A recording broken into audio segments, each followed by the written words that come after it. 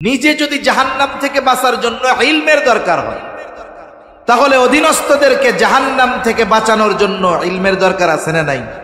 দ্বীনের উপরে চলার জন্য আমার যদি জ্ঞান দরকার হয়, আরেকজনকে দ্বীনের উপরে চালানোর জন্য জ্ঞান দরকার আছে না নাই? তাহলে ইলমে দ্বীন কতটুকু শিখতে হবে? বলে নিজে দ্বীনের উপরে চলতে, অধীনস্থদেরকে দ্বীনের উপরে চালাইতে যতটুকু ইলমে দ্বীন অর্জন করা দরকার, ততটুকু সকলের জন্য অর্জন করা ফরজ। এইটা হুজুর নাই, মাদ্রাসার ছাত্র নাই, নামাজি নাই, হাজি নাই, সবার জন্য শিখতে হবে। এখন কেউ যদি না শিখে তাইলে গুনাহগার হবে। একটু চিন্তা করেন, সমাজে অনেক মানুষ আছে নিজে দ্বীনের উপরে চলতে যতটুকু ইলম দরকার ততটুকু শিখে না। তৃতীয়তে আল্লাহ তাআলা একজন আলেমকে ডাকবেন, কারি সাহেবকে ডাকবেন। আল্লাহ তাআলা জিজ্ঞাসা করবে, কেন কোরআন শিখেছো, কেন ইলম অর্জন করছো? লোকটা বলবে, আল্লাহ আপনার সন্তুষ্টির জন্য ইলম অর্জন করেছি। আল্লাহ তাআলা বলবেন, বান্দা তুমি মিথ্যা বলতেছো, তুমি ইলম অর্জন করেছো, কোরআন শিখেছো যাতে করে মানুষ তোমাকে কারি বলে, হাফেজ বলে, মুফতি, মুহাদ্দিস, শাইখুল হাদিস বলে, বড় ওয়াইজ বলে, বক্তা বলে। যে উদ্দেশ্যে ইলম অর্জন করেছো দুনিয়ায় তুমি তা পেয়ে গেছো। সুতরাং আজকে আমি আল্লাহর তরফ থেকে তোমার জন্য কিছু নাই, তুমি চলে যাও, তোমার ঠিকানা হলো জাহান্নাম। তাহলে একজন জীবন দিয়েছে আল্লাহর জন্য, এই জীবন দেওয়া হয় নাই, জিহাদ হয় নাই, এটা তার জান্নাতে যাওয়ার কারণ হয় নাই, জাহান্নামে যাওয়া লাগছে। দান করছে আল্লাহর জন্য হয় নাই, জাহান্নামে যাওয়া লাগতেছে। ইলম অর্জন করছে আল্লাহর জন্য করে নাই, জাহান্নামে যাওয়া লাগতেছে। কেন লাগতেছে? কারণ বলেন তো, সকল ইবাদতের একমাত্র হকদারকে? আল্লাহ তাআলা বলেন সব ইবাদতের একমাত্র হকদার। এখন কেউ যদি ওই হকদারকে খুশি না করে, হকদারের উদ্দেশ্যে ইবাদত না করে দুনিয়ার মানুষকে দেখানোর জন্য করা হয়, তাহলে হক নষ্ট হয় কার? যারা বলেন না কার? 2 নাম্বার, লোক দেখানো ইবাদত, এটা শিরক। এই যে 2 অপরাধ হয়ে গেছে, হক নষ্ট হয়েছে, শিরক হয়েছে। তাহলে এই ইবাদত নাজাতের কারণ হবে কেমনে? এটা তো জাহান্নামে যাওয়ারই কারণ হয়ে যাবে। আবু হুরায়রা রাদিয়াল্লাহু তাআলা আনহুকে নবীজি সাল্লাল্লাহু আলাইহি ওয়াসাল্লাম নসিহত করতেছেন।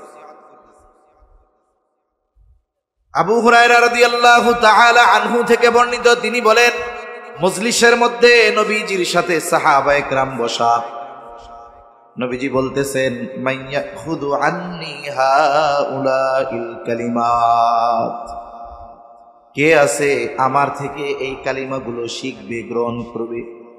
শুধু তাই না, ফায়ামালু বিহিন্না আও ইউআল্লিমু মান ইয়ামালু বিহিন, সে নিজে আমল করবে আর যে আমল করতে চায় তাকে এটা শিখায়া দিবে। আবু হুরায়রা রাদিয়াল্লাহু তাআলা আনহু নবীজির সোহবতে বেশি থাকতেন। যদিও ইসলাম গ্রহণ করেছেন অনেক পরে, নবীর সোহবতে থাকতে পারছেন 5 বছরের কিছু কম বেশি। এই অল্প সময় নবীর সাথে থাকছেন, কিন্তু পুরা সময়ের অধিকাংশ সময় নবীর সাথে থাকছেন। এই জন্য অনেক সাহাবায়ে কেরাম আছে যারা প্রথম দিকে ইসলাম গ্রহণ করেছে, সেই তুলনায় আবু হুরায়রা শেষের দিকে ইসলাম গ্রহণ করার পরেও নবীর সাথে সময় বেশি দেওয়ার কারণে সবচাইতে বেশি হাদিস বর্ণনাকারী হয়ে গেছে। উনি তো চান্সে থাকতেন সব সময়, যখন এই কথা বলছে বলে, ইয়া রাসূলুল্লাহ আমি আছি, আনা ইয়া রাসূলুল্লাহ।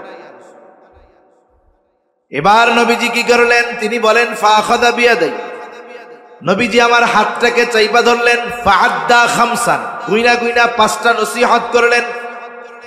স্বাভাবিকভাবে দেখবেন, আপনি আপনার বন্ধুর সাথে পথ চলতেছেন, গুরুত্বপূর্ণ কথা যখন বলতে চান, হাতটা ধইরা বলেন, এই দোস্ত দেখো দেখো এটা। নবীজি সাল্লাল্লাহু আলাইহি ওয়াসাল্লাম হাত ধরার দ্বারা গুরুত্বকে অনুধাবন করাইতেছেন। গুইনা গুইনা 5টা নসিহত করলেন। 1 নাম্বার নসিহত, নবীজি বলেন, ও আবু হুরায়রা, ইত্তাকিল মাহারিমা তাকুন আবাদান নাস, তুমি নিষিদ্ধ বিষয় থেকে বাঁচো। হারাম থেকে বাঁচো, মানে আল্লাহ যেটা মানা করছে সেটা থেকে বাঁচো। তাইলে কি হবে? বলে তুমি মানুষের মধ্যে সবচেয়ে বড় আবেদ হয়ে যাইবা। তাহলে বড় আবেদ হওয়ার জন্য বেশি ইবাদত করতে হয়, বিষয়টা এমন না। যারা করে তাদেরকে নিরুৎসাহিত করা যাবে না, কিন্তু যে গুনাহ করতেছে আবার ইবাদতও করতেছে, এরটা কেমন? এরটা হইল ফুটা কলসে পানি ঢালার মতো। ফুটা কলসে যদি কেউ পানি ঢালে, বলেন তো এই পানি কি টিকবে, থাকবে? এক সময় বাইরে হয়ে যাবে। কিন্তু যার কলস ছিদ্র নাই, ও পানি যতটুকু ঢালবে ততটুকু টিকবে। এই জন্য আমাদের সমাজে অনেক মানুষ আছে পাপাচারের সাথেও লিপ্ত, গুনাহ করে, সুদও খায়, ঘুষও খায়, আবার তাহাজ্জুদও পড়ে। সে মনে করে বেশি ইবাদত করলে আবেদ হওয়া যায়। বাস্তবতা হলো বেশি ইবাদত, বড় আবেদ হওয়ার জন্য গুনাহ ছাড়তে হয়, পাপাচার ছাড়তে হয়। যে কথার থেকে গেলাম আর কি, যে আমাদের ইবাদত কম হোক, কিন্তু ইবাদত গুলো একমাত্র কার সন্তুষ্টির জন্য হবে? জোরে বলেন তো, আল্লাহর সন্তুষ্টির জন্য। তাহলে আমলে সালেহ হওয়ার 1 নাম্বার শর্ত হলো ওই ইবাদত হতে হবে আল্লাহর জন্য। 2 নাম্বার শর্ত, ইবাদত এটা হবে নবীজি সাল্লাল্লাহু আলাইহি ওয়াসাল্লামের তরিকায়।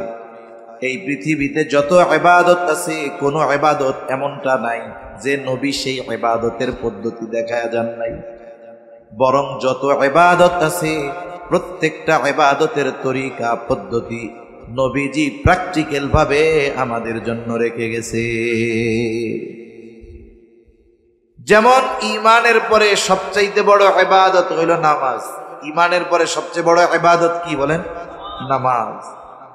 নামাজের আদেশ আল্লাহ তাআলা কোরআনুল কারীমের মধ্যে করেছেন। 82 জায়গায় নামাজের কথা আছে। বেশি জায়গায় কথা আছে বলে ফরজ, বিষয়টা এমন। বেশি জায়গায় আছে বিদায় নামাজের গুরুত্ব বেশি, বিষয়টা এমন। বরং আল্লাহ তাআলা একবার বললে ওই কথার গুরুত্ব যেমন, 100বারও যদি বলেন ওই কথার গুরুত্ব তেমন। মুফাসসিরিনে কেরাম বলেন আল্লাহ তাআলা যে 82 জায়গায় নামাজের কথা বলছেন, উল্লেখ করছেন, এর কমপক্ষে 82টা কারণ আছে। প্রত্যেক জায়গায় উল্লেখ করার আলাদা আলাদা কারণ আছে। কথা বুঝতেছেন তো? প্রত্যেক জায়গায় উল্লেখ করার আলাদা আলাদা কারণ আছে। তা যাই হোক, ঈমানের পরে সবচাইতে গুরুত্বপূর্ণ ইবাদত হলো নামাজ। এখন বলেন তো, নামাজের আদেশ তো কোরআনে। আমাদের দেশে নতুন একটা গ্রুপের আবির্ভাব ঘটেছে, এরা নিজেদেরকে দাবি করে আহলে কোরআন। কথায় কথায় আসলো তাই বলি, এরা নবীর সিরাত, নবীর সুন্নাত, হাদিসকে বাদ দিয়ে শুধু কোরআন মানতে চায়। কিন্তু বাস্তবতা হলো হাদিস এটা হলো কোরআনের ভাষ্য, কোরআনের ব্যাখ্যা, আর সাহাবায়ে কেরাম হলো হাদিসের প্র্যাকটিক্যাল, আর নবীজি হলেন কোরআনুল কারীমের প্র্যাকটিক্যাল। নবীজি হলেন জীবন্ত কোরআন। এজন্য আয়েশা সিদ্দিকা রাদিয়াল্লাহু তাআলা আনহার কাছে আয়েশা একজন জিজ্ঞাসা করে, আয়েশা নবীজির ব্যাপারে আমাদের কিছু বলো, তার আখলাকের ব্যাপারে বলো। আয়েশা সিদ্দিকা রাদিয়াল্লাহু তাআলা আনহা বলেন, তুমি কি কোরআন পড়ো নাই? বলে হ্যাঁ পড়েছি। এইবার আয়েশা সিদ্দিকা রাদিয়াল্লাহু তাআলা আনহা বলেন, কানা খুলুকুহুল কোরআন, এই কোরআনটাই হলো নবীর চরিত্র। কেন বলছে? কোরআনে যত আদেশ আছে, যত বিধান আছে, সব বিধান আল্লাহ তাআলা আমার আপনার নবীর মাধ্যমে বাস্তবায়ন ঘটিয়েছেন। কোনটা বাদ নাই, কোনটা বাদ নাই।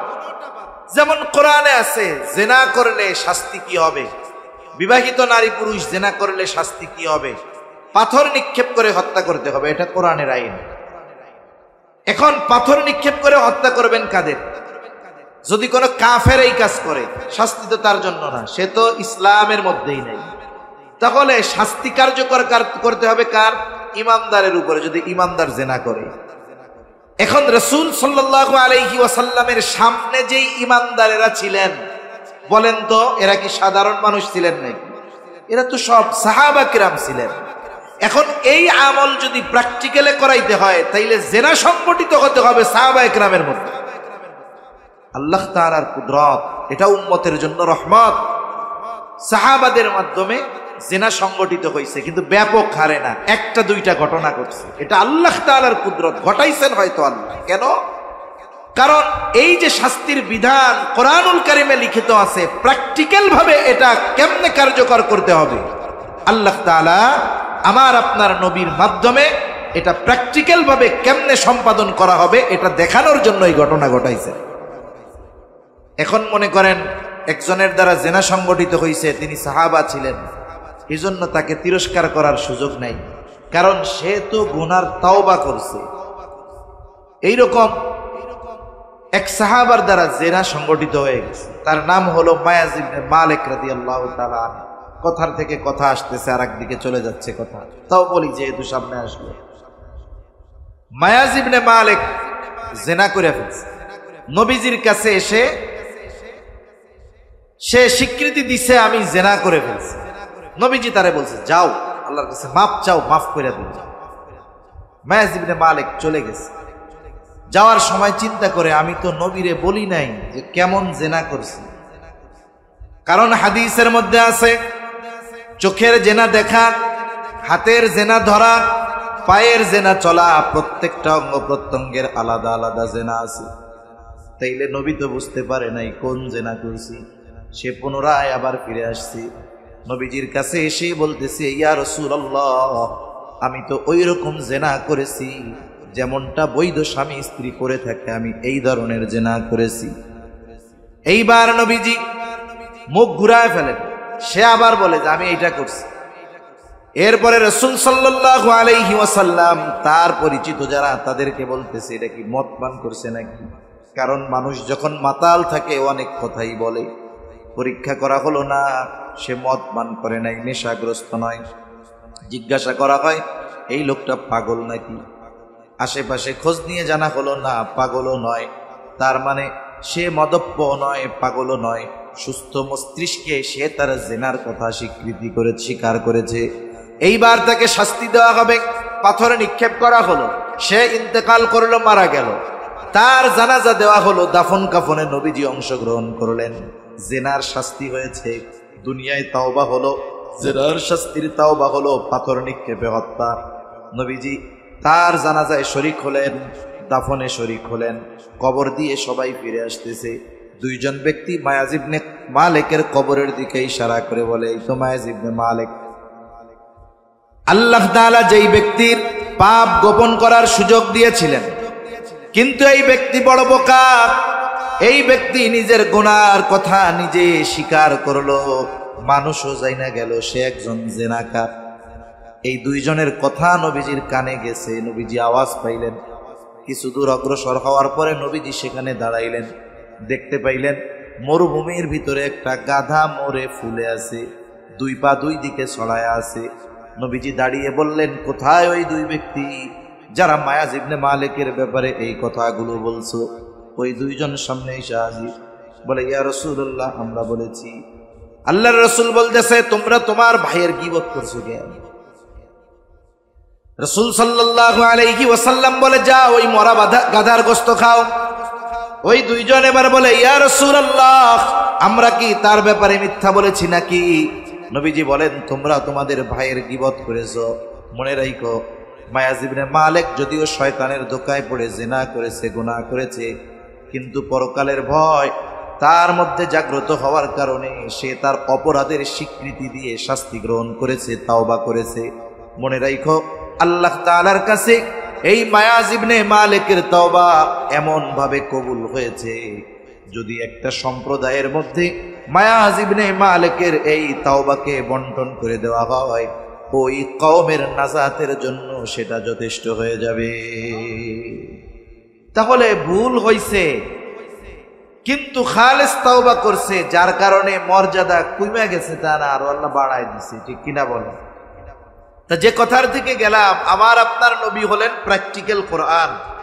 এমন কোন আমল নাই যেই আমলের প্র্যাকটিক্যাল আমার আপনার নবীজি দেখায়া যান। এখন ঈমানের পরে সবচাইতে বড় ইবাদত হলো নামাজ। নামাজের আদেশ কোথায়? কোরআনে। এখন এই আহলে কোরআন যারা নিজেদেরকে দাবি করে নবীর হাদিস অস্বীকার করে, এরা সরাসরি হাদিস অস্বীকারকারী। নিঃসন্দেহে হাদিস অস্বীকারী এরা কাফের, এ ব্যাপারে কোনো সন্দেহ নাই। যদি নবীর হাদিসকে অস্বীকার করে, প্রকান্তরে কোরআনকে অস্বীকার করা হয়।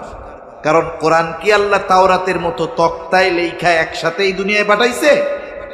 কোরআন আল্লাহ তাআলা আমার আপনার নবীর মাধ্যমে নাজিল করেছে। এজন্য ওগুলো ইহুদি নাসারাদের দোষর।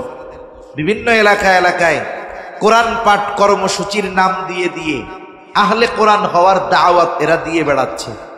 কখনো যদি আপনাদের এইদিকে আসে, তাহলে বিজ্ঞ উলামায়ে কেরাম যারা আছে তাদের সাথে পরামর্শ করে এরপরে খোঁজ খবর নিয়ে তাদের সেমিনারগুলোয় যাবেন। নাইলে দেখা যাবে সরল মনা মানুষকে কোরআন সামনে দিয়ে ধোঁকা দেওয়ার অপচেষ্টা এরা চালায় যাচ্ছে। আল্লাহ হেফাজত করুক, বলি আমি। এখন আপনাদের কাউরে যদি বলা হয় যে নামাজের আদেশ তো আল্লাহ কোরআনে করেছেন, এক কাজ করেন, কোরআন থেকে ফজরের 2 রাকাত ফরজ নামাজ পড়ার পদ্ধতি, যেভাবে 2 রাকাত ফরজ বা সুন্নাত আমরা পড়ি, নবীর হাদিস বাদ দিয়া শুধু কোরআন থেকে বের করে দেন। আসেননি কেউ আছেন? পারবেন? সারা দুনিয়ার মুফাসসিরেরা পারবে। মনিটরের আওয়াজটা ছাড়েন তো ভাই, মনিটরের আওয়াজটা ফেস ফেস করে গেল, আওয়াজটা ছাড়েন মনিটরে।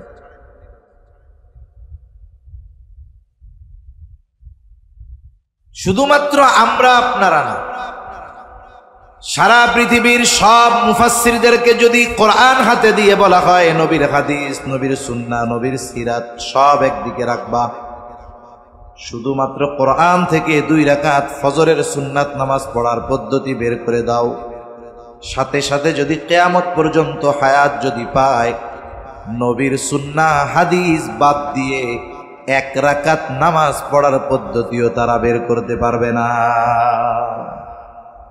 নামাজের আদেশ করেছেন আল্লাহ, আর নামাজ পড়ার পদ্ধতি শিখিয়ে দিয়েছেন মুহাম্মদুর রাসূলুল্লাহ সাল্লাল্লাহু আলাইহি ওয়াসাল্লাম।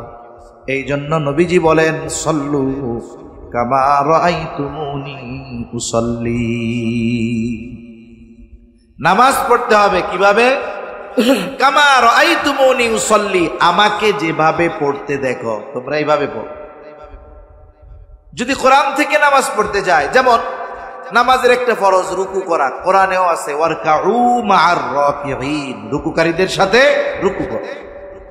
রুকু শব্দের অর্থ কি? রুকু শব্দের অর্থ হইল ঝুঁকা। কিন্তু বলেন তো, আপনাদের সামনে যখন বলি যে নামাজে রুকু করতে হবে, কেমন দৃশ্য ভাসে যে একটা মানুষ সোজা আছে একেবারে এইরকম হয়ে যাবে, তাই না? এখন যদি কেউ মাথা একটু ঝুঁকায় দাঁড়াইয়া, এটার কি আপনারা রুকু বলবেন? তার মানে দেখেন, শব্দের অর্থ জানলেই ওই শব্দের উদ্দেশ্য বোঝা যায় না। শব্দের অর্থ জানলেই ওই শব্দ দ্বারা কতটুকু ঝুঁকা বোঝানো হচ্ছে বোঝা যায় না। এজন্য আমার আপনার নবী প্রত্যেকটা ইবাদত এইভাবে প্র্যাকটিক্যাল ভাবে উম্মতদেরকে শিখিয়ে দিয়েছেন। সুবহানাল্লাহ।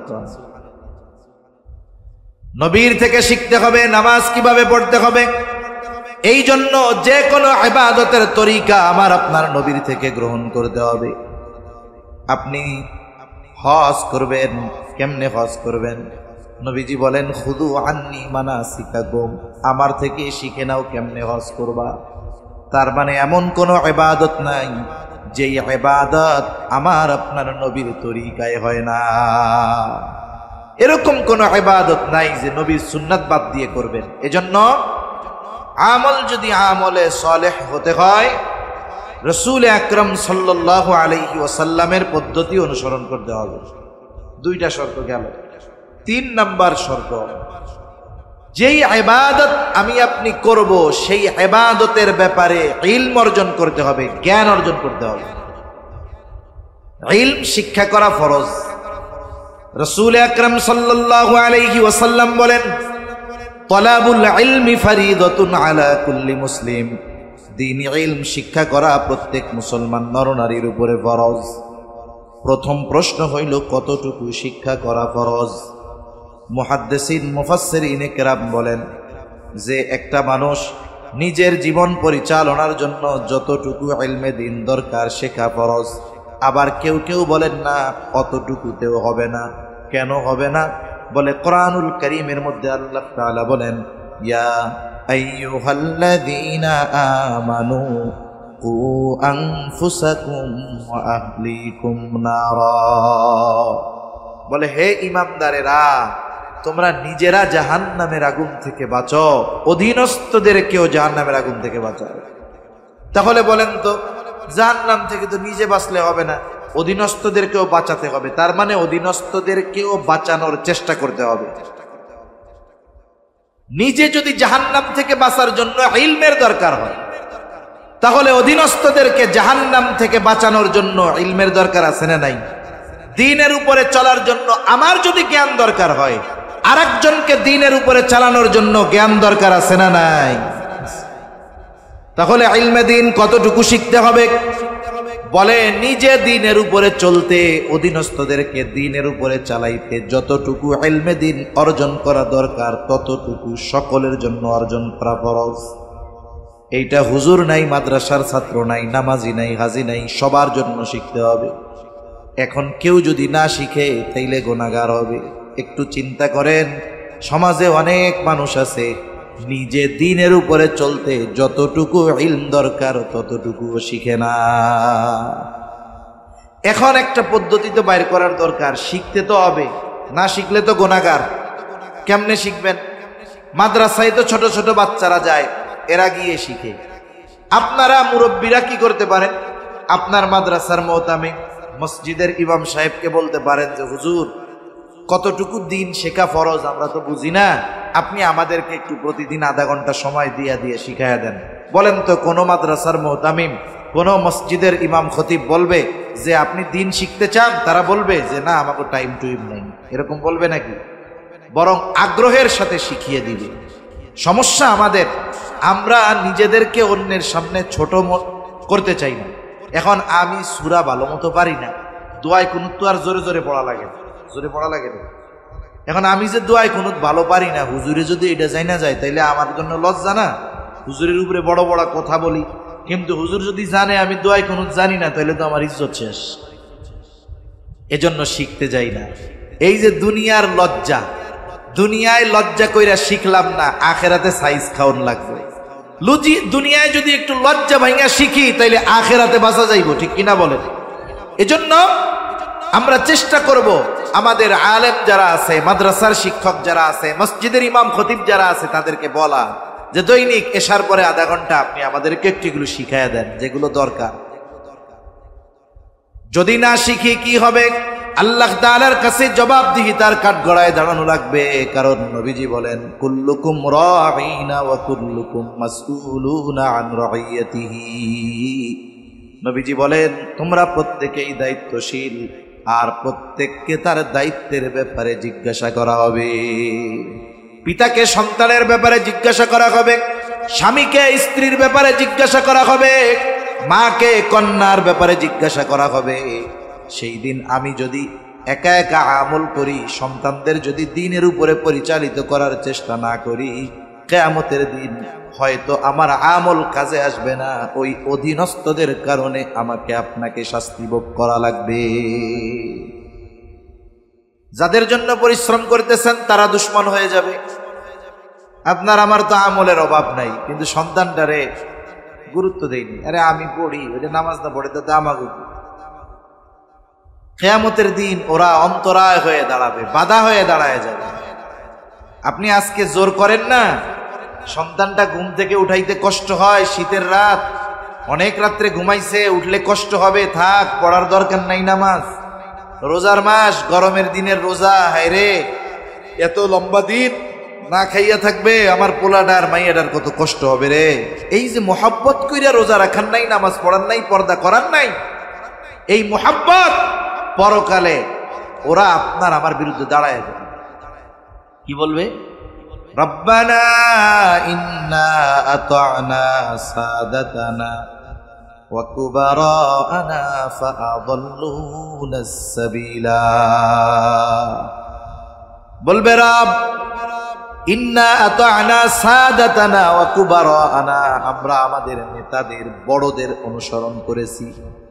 সন্তান বলবে আমি নামাজ পড়ি নাই, এর জন্য দায়ী হইল আমার বাপ। স্ত্রী পর্দা করে নাই, বলবে দায়ী হইল আমার স্বামী। মেয়ে দিনের উপরে চলে নাই, বলবে দায়ী হইল আমার আব্বা। এখন এরা যেহেতু তোমাদের জাহান্নামে যাওয়ার দায়ী, তাহলে কি হবে? এবার বলবে ফাআযাল্লুনাস সাবিলা, তারাই তো আমাদেরকে পথভ্রষ্ট করেছে, তাদের কারণে জাহান্নামী হইছি। যেহেতু তাদের কারণে জাহান্নামী হইলাম, আল্লাহ তাআলার কাছে এইবার ওই সন্তানেরা পিতামাতার ব্যাপারে, অধীনস্থরা অভিভাবকের ব্যাপারে আল্লাহ তাআলার কাছে বলবে রব্বানা আতিহিম দি'ফাইনি মিনাল আযাবি ওয়ালআনহুম লা'নান কাবীরা। আযাবরে দ্বিগুণ করে দেন, একেবারে আপনি বড় লানত বর্ষণ করেন এগুলোর উপর। এদের কারণে আমরা জাহান্নামী হয়েছি। শুধু তাই না, আখিরাতে আমার আপনার এই অধীনস্থ যারা, যাদেরকে আমি দিন শেখার জন্য উদ্বুদ্ধ করি নাই, দিন শেখানোর জন্য কঠোরতা করি নাই, ওরা বলবে দেখাই দেন তাদেরকে, ওদেরকে আমরা পা দিয়ে পাড়াইয়া এরপরে জাহান্নামে যাব। রব্বানা আরিনাল্লাযাইনি আযাল্লানা মিনাল জিন্নি ওয়াল ইনসি নাজআলহুমা তাহতা আকদামিনা লিয়াকুনা মিনাল আসফালিন। বলবে রব দেখায় দেন যেই সমস্ত মানুষ এবং জিনদের কারণে আমরা জাহান্নামে হইলাম, তাদেরকে দেখায় দেন। কেন দেখাই দিব? আল্লাহ তাআলা কাছে তারা বলবে নাজআলহুমা তাহতা আকদামিনা, আমরা তাদেরকে পদদলিত করতে চাই, পাড়াইতে চাই। চিন্তা করে দেখেন তো, দুনিয়ায় যদি কোনো বাবা সন্তানের কারণে অপমানিত হয়, লজ্জিত হয়, তাইলে বাপ ওই মুখ আর মানুষদেরকে দেখাইতে চায় না। অথচ কিয়ামতের দিন অনেক বাবা, অনেক অভিভাবক সন্তানদের কাছ থেকে এই রকম কথা শুনবে যে আল্লাহ আমার অভিভাবককে দেখায় দেন, আজকে আমি তাদেরকে পা দ্বারা পদদলিত করতে চাই।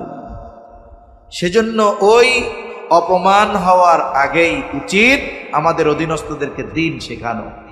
যেই কথার থেকে এত কথা বললাম যে আমলে সালেহ হওয়ার জন্য তৃতীয়ত যেই বিষয়টা দরকার, ইলমে দিন অর্জন করতে হবে। কতটুক?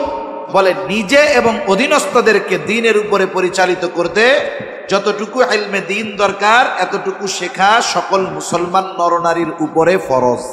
একটু দেখেন একটা কথা, একজন নামাজে দাঁড়াইছে, নামাজে দাঁড়ানোর আগেই তার তো কিছু কাজ আছে। যেমন নামাজের ভেতরে বাইরে ফরজ হইলে 13টা। কয়টা? 13টা। নামাজ শুরু করার আগে বাইরের ফরজ, কাপড় পাক, শরীর পাক, নামাজের জায়গা পাক। এই যে এখন একজন নামাজে দাঁড়াইছে, কিন্তু নামাজের 13 ফরজের একটাও জানেন। আমি যদি জানি এইগুলো ফরজ, এখন যদি নামাজের মধ্যে কোনোটা ছুটে যায়, তাহলে আমি বুঝবো যে আমার নামাজ আর নাই। কিন্তু এখন একজন জানে না যে এইগুলো ফরজ। এই 13 ফরজ যার জানা নাই, নামাজের মধ্যে যদি 13টার থেকে একটা ছুটে যায়, তাহলে বলেন তো তার নামাজ থাকবে না যাবে? যাবে। কতজন আছে একেবারে বায়ু সাইডা সুন্দর মতো সাউ সিজদা করে? এখন বলেন তো, একজন নামাজ শেষ করার আগে সাউ সিজদা দিছে, আর একজন জিজ্ঞাসা করছে এবার সাউ সিজদা দিলা কেন? এখন কইতেছে আমার নামাজের মধ্যে বায়ু ছুটে গেছিল, এই জন্য সাউ সিজদা দিছি। এখন কম তো 100 সাউ সিজদা দিলেও ওর নামাজ হবে? কারণ এখন সে এটা ছাড়ার কারণে তার পবিত্রতা ভেঙে গেছে, অজু ভেঙে গেছে, এখন আর তার নামাজ নাই। তো এজন্য দেখেন, নামাজের 13 ফরজ জানতেই হবে, বাহিরের গুলাও জানতে হবে, ভেতরের গুলাও জানতে হবে। কারণ ফরজ একটা ছুটলে নামাজ বাদ। নামাজের ওয়াজিব 14টা। ওয়াজিব যদি ছুটে যায়, সাহু সিজদা দিলে নামাজ হয়ে যায়। কিন্তু কেউ যদি নামাজের ওয়াজিব 14টা না জানে, ওয়াজিব যদি ছুটে যায়, তার কোনো হুঁশ থাকবে না। দেখা যাবে সাহু সিজদা দিল না, তার নামাজও হইল না। নামাজ ভঙ্গের কারণ আছে 19টা। এই 19টা কারণ থেকে একটা যদি পাওয়া যায়, তাইলে নামাজ ভেঙে যায়। কিন্তু নামাজি নামাজ ভঙ্গের 19টা কারণ জানে না। দেখা যাবে জীবনের অনেক নামাজে নামাজ ভঙ্গের কারণ পাওয়া গেছিল, কিন্তু তার কোনো খোঁজ নাই। অজু ভাঙ্গার কারণ জানতে হবে, সাথে সাথে পবিত্রতার মশালাগুলো জানতে হবে। কেন? কয় অজু ভাঙ্গের কারণ হইল 7টা। এখন যদি নামাজের মধ্যে এই 7টা কারণ থেকে একটা পাওয়া যায়, অজু ভেঙে যাবে। বলেন তো অজু ভাঙলে কি নামাজ থাকবে নাকি? তাহলে চিন্তা করে দেখেন কত কিছু জানার দরকার, কিন্তু এই বিষয়গুলো থেকে আমরা মাহরুম হয়ে যাচ্ছি। অনেকে জানে না, জানার চেষ্টাও করে না, জানার ইচ্ছাও করে না। দেখা যায় বছরের পর বছর ইবাদত করতেছে, ইবাদত হইতেছে না। এজন্য যে ইবাদত করতে হবে ওই ইবাদতের মাসলা মাসাইলগুলো সুন্দর মতো জানতে হবে।